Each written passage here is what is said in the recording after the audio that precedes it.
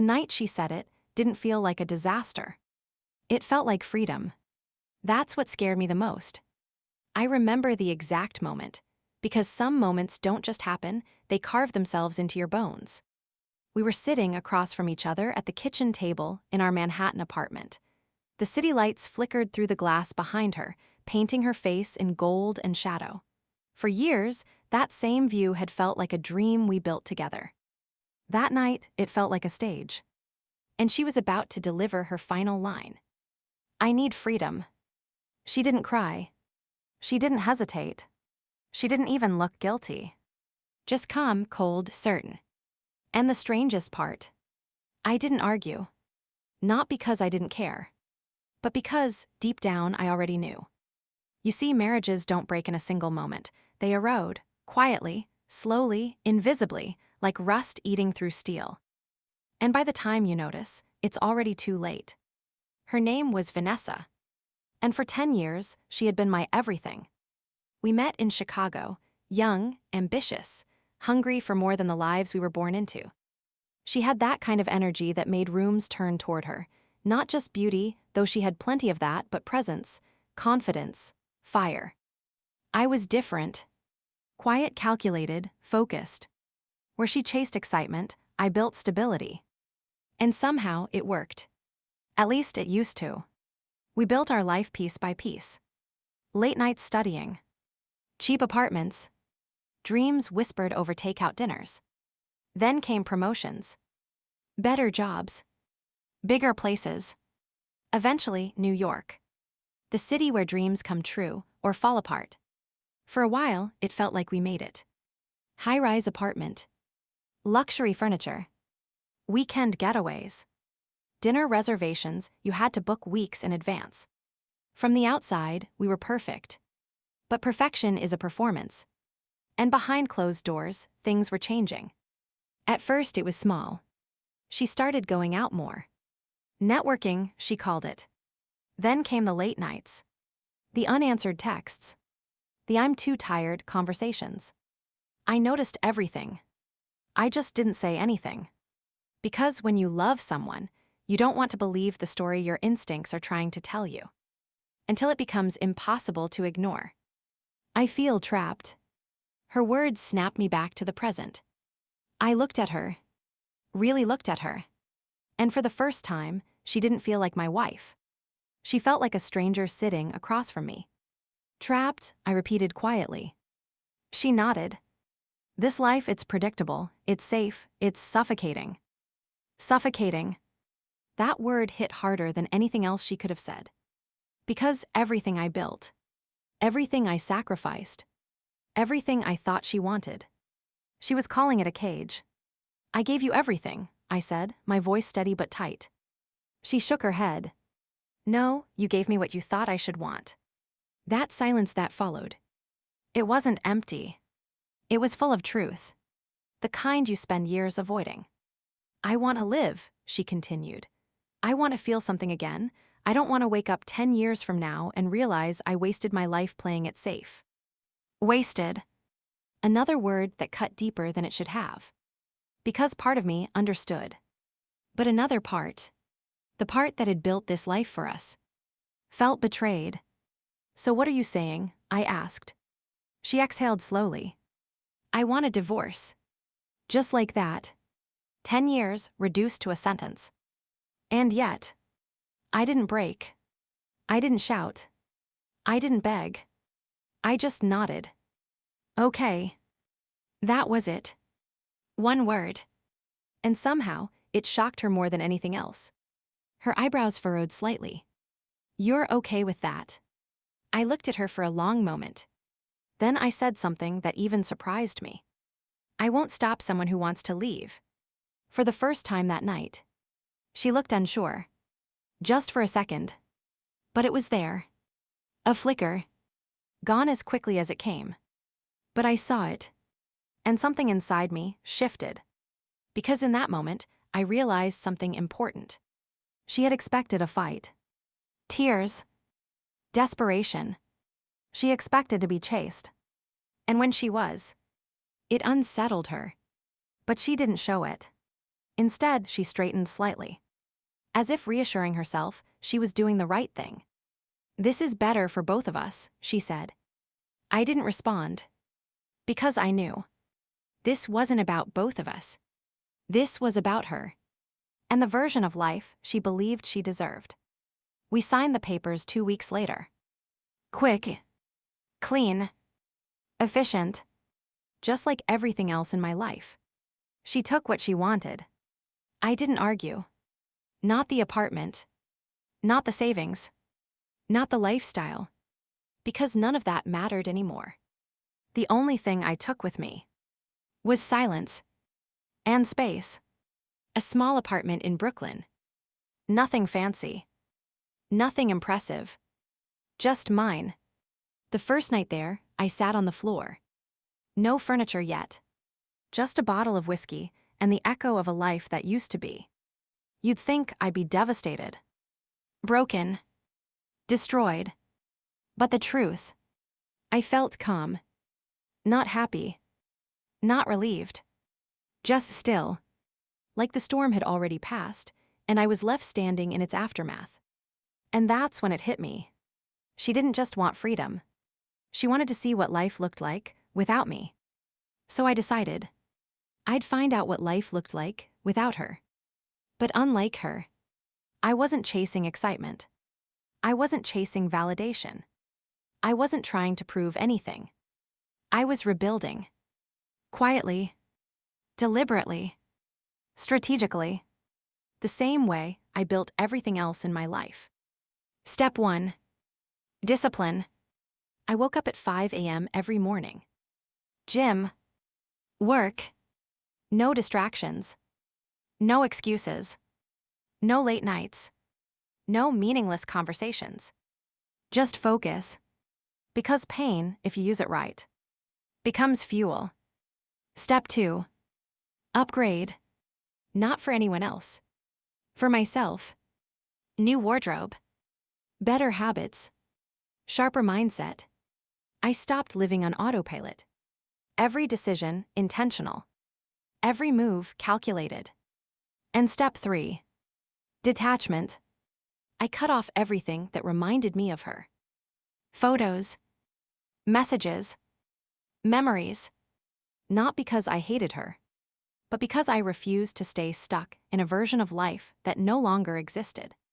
Weeks turned into months. And slowly, something changed. Not outside. Inside. I wasn't the same man anymore. I wasn't the man she left. I was better. Stronger. Clearer. More focused. And for the first time in years, I felt in control. Not of her. Not of the past. But of myself. And that's when everything shifted. Because while I was rebuilding, she was watching. At first, it was subtle. A like on a post. A random message. Hey, how have you been? Casual. Careless. As if 10 years of marriage and a divorce could be reduced to small talk. I didn't reply. Not immediately. Because I wasn't that man anymore. The man who would drop everything for her attention. He was gone. Days passed. Then another message. I saw your new place, looks nice. Still casual. Still testing. Still expecting something. This time I replied. Thanks. One word. That's all she got. And something about that changed the dynamic completely. Because for the first time, she wasn't in control of the narrative. I was. But I didn't push. I didn't chase. I didn't engage more than necessary. Because I understood something she didn't. People don't value what they can easily access. And for 10 years, I was always there. Always available. Always consistent. Now, I was, in that absence, began to speak louder than anything I could say. Then one night, she sent a message that changed everything. I think we should talk. Not want. Not maybe. Should. As if it was necessary. As if something needed to be fixed. I stared at the message for a long time. Because I knew. This wasn't about closure. This wasn't about healing. This was about something else. Something she wasn't ready to say yet. And for the first time since the divorce. I smiled. Because I finally understood. She didn't just want freedom. She wanted freedom. Without losing me. And now that she had it, she was starting to realize. It doesn't work that way. But I didn't respond right away. Because this time, the power wasn't in what I said. It was in whether I said anything at all. And that was a game she never expected me to play. I didn't answer her that night. Not because I was playing games, but because I finally understood something that had taken me 10 years to learn. Silence has power. Back when we were married, I used to respond instantly. Every message, every call, every emotion she threw my way, I caught it. Now, I let it sit. Not to punish her, but to protect myself. Because once you rebuild your peace, you stop handing it out so easily. The next morning, her message was still there. I think we should talk. No follow-up. No explanation. Just waiting. And for the first time, she was the one sitting in uncertainty. I got up at 5 a.m. like always. Gym, cold shower, black coffee. Routine. Discipline. Control. But her message stayed in the back of my mind. Not as a distraction. As a signal. Because I knew Vanessa. And Vanessa didn't need to talk unless something had shifted. And if something had shifted, it wasn't small. By noon, I finally replied. About what? Simple. Neutral. Detached. It took her 3 hours to answer. 3. For someone who used to text back in seconds. That told me everything. I just think we should catch up. It's been a while. Catch up? Like we were old classmates. Not two people who built and destroyed a life together. I leaned back in my chair and exhaled slowly. There it was. Avoidance. She wasn't ready to say it. So she dressed it up. Made it casual. Safe. But I could see through it now. And instead of calling it out, I agreed. All right, when? Her reply came instantly this time. Too instantly. Tonight. Of course. Urgency. Emotion disguised as spontaneity. I smirked slightly. Busy tonight, tomorrow works. Pause. 5 minutes. 10. Then. Okay, tomorrow. That single delay. It bothered her. I could feel it. Because for the first time, she wasn't setting the pace. I was. We agreed on a place in Manhattan. A quiet rooftop bar we used to go to years ago. Back when everything still felt easy. When I arrived the next evening, she was already there. Of course she was. Vanessa was never late. She sat near the edge, the skyline stretching behind her like a memory we both shared.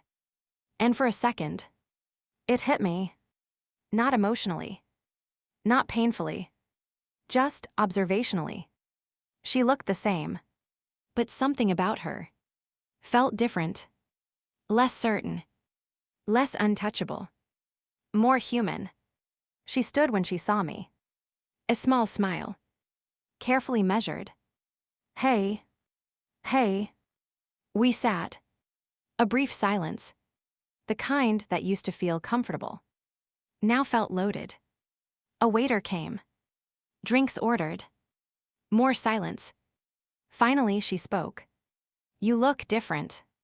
I shrugged lightly. Time changes people. She nodded slowly. Yeah, I guess it does. Another pause. She played with the rim of her glass. A habit I remembered well. It meant she was thinking. Carefully choosing her words. I've been thinking a lot lately, she said. I didn't respond. Just listened. Because that's the thing about silence. It forces people to fill it. And I don't know, I feel like maybe we rushed things. There it was. Not the full truth. But the beginning of it. I tilted my head slightly. Rushed what? She hesitated, then met my eyes. The divorce. I let that sit. Didn't react. Didn't agree. Didn't disagree. Just let her hear her own words. And suddenly, she looked uncomfortable.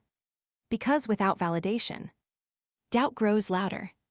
I mean, everything happened so fast, she continued. We didn't really talk about it. I leaned forward slightly. We talked, I said calmly. You said you felt trapped, you wanted freedom, you asked for a divorce. Her jaw tightened slightly. That's not what I meant. I held her gaze. Then what did you mean? And just like that, the casual tone disappeared. Because now she had to say it. Not hint. Not suggest. Say it. She exhaled sharply. I just thought things would feel different. Different. That word again. I almost smiled. How? I asked. She hesitated. Then looked away. I don't know, lighter, exciting, like I'd finally be living. And her silence answered before she did. But she said it anyway. It's not. There it was. Not loud. Not dramatic. But real. And for a moment, I almost felt sorry for her. Almost. What changed? I asked. She laughed softly. Not with humor. With disbelief. Everything. She looked back at me. Eyes searching. Do you know what it's like to think you want something so badly, and then when you get it, it feels empty? I didn't answer immediately. Because I did know. But I wasn't going to hand her that connection so easily. I imagine it's disappointing, I said. Her eyes narrowed slightly. Because she expected empathy. Instead, she got distance. I thought I'd feel free, she continued, but instead I feel lost. Lost. The same woman who once said she felt suffocated by stability. Now drowning in her own freedom. And suddenly, the entire situation became clear. This wasn't about us. Not really. This was about her expectations.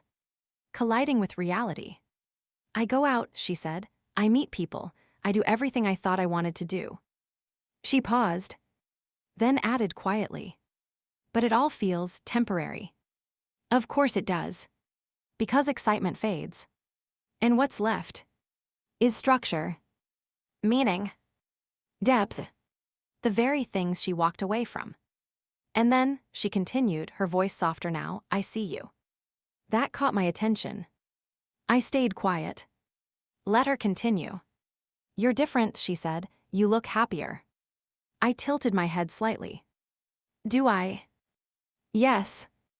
No hesitation. No doubt. Just truth. And it doesn't make sense, she added. There it was. Confusion. Because in her mind, this wasn't how the story was supposed to go. I was supposed to struggle. To miss her. To feel the loss. Instead, I adapted. And that unsettled her. I thought you'd be, I don't know, she trailed off. Worse, I offered. She didn't answer. But she didn't need to. I nodded slowly. Yeah, I said, I thought so too. Her eyebrows furrowed. What does that mean? I leaned back in my chair. Took a slow sip of my drink. Then looked at her. It means I underestimated myself. Silence. Heavy. Real. And for the first time that night, she didn't have a response. Because confidence, real confidence, isn't loud. It doesn't need validation. It just is. I didn't plan on changing, I continued, but I also didn't plan on staying the same. She watched me closely now, trying to understand, trying to recalibrate, because the version of me she knew would have handled this very differently. And that version no longer existed. So what now? She asked quietly. There it was. The real question. Not about the past. About the future. And where she fit into it. I held her gaze. Steady. Calm. Unshaken. What do you want, Vanessa? No escape. No vague answers. Just truth. And for a moment, she looked exactly like she did the night she asked for freedom. Confident. Certain. Ready. But then, it cracked. I don't know, she admitted. And that was the most honest thing she had said all night. Because the reality was simple. She had everything she thought she wanted. And it wasn't enough. And now, she was looking back. Not because she loved me more, but because she missed what I provided. Stability. Certainty. Meaning. But I wasn't that man anymore. And this wasn't that life. The city lights flickered behind her again.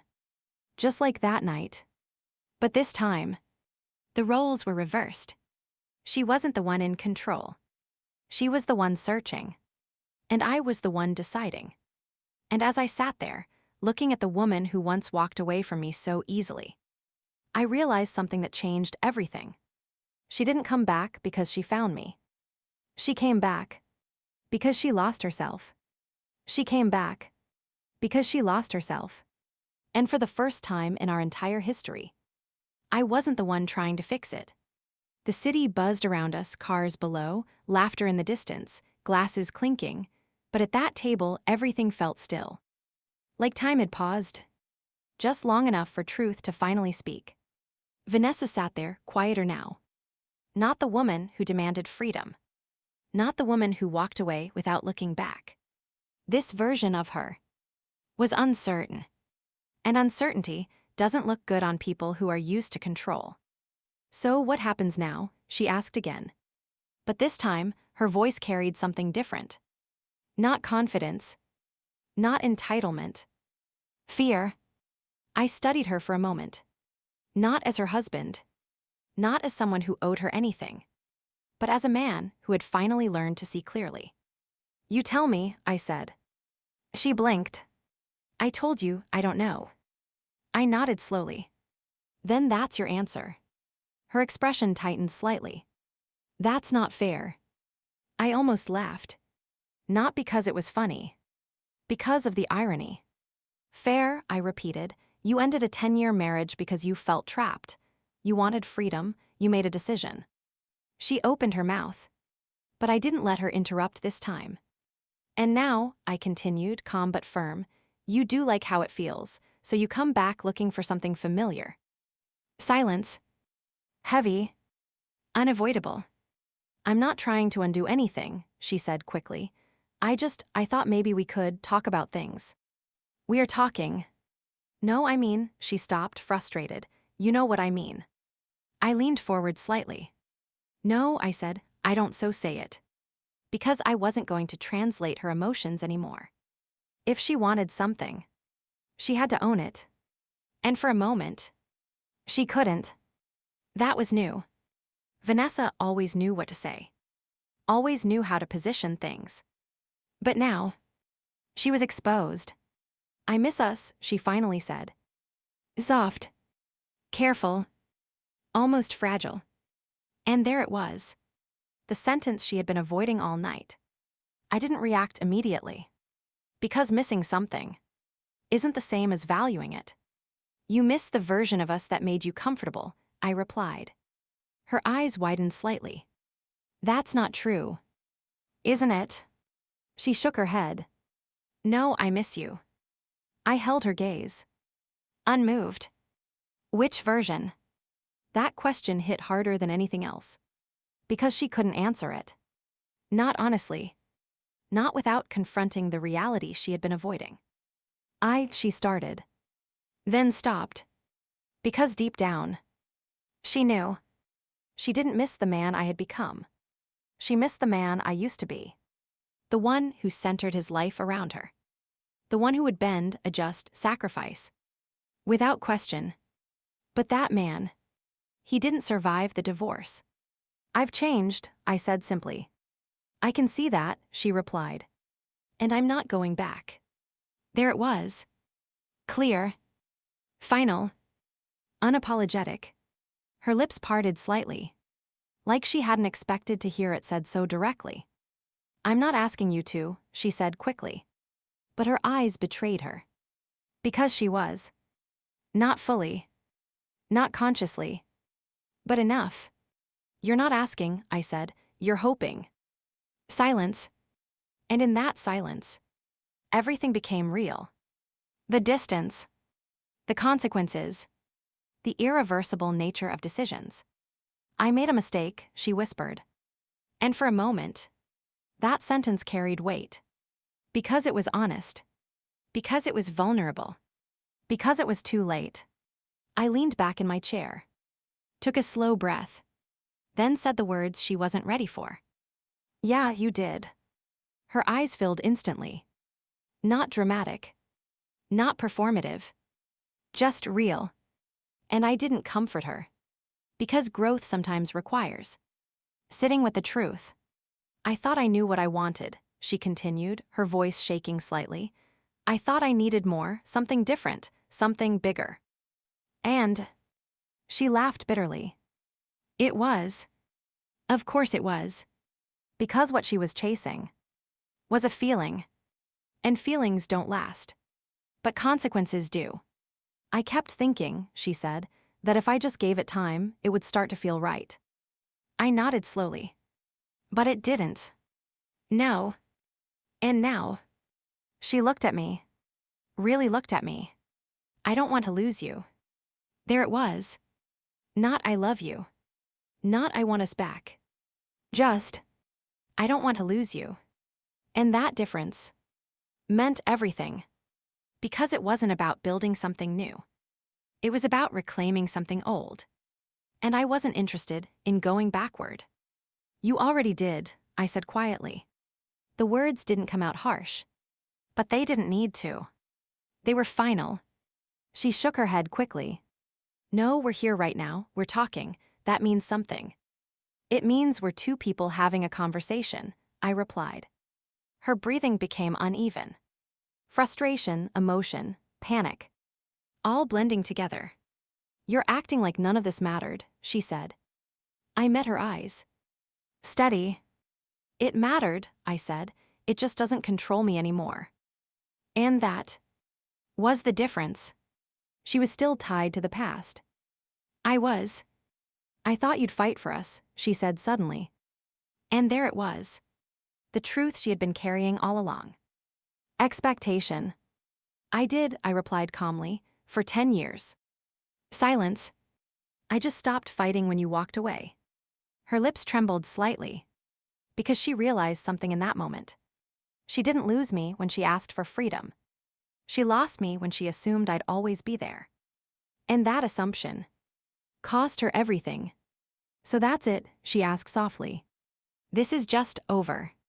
I held her gaze for a long moment. Then nodded. Yes. No hesitation.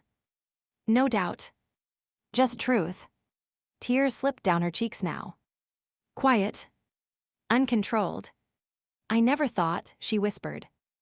"I know." Because none of this went the way she imagined.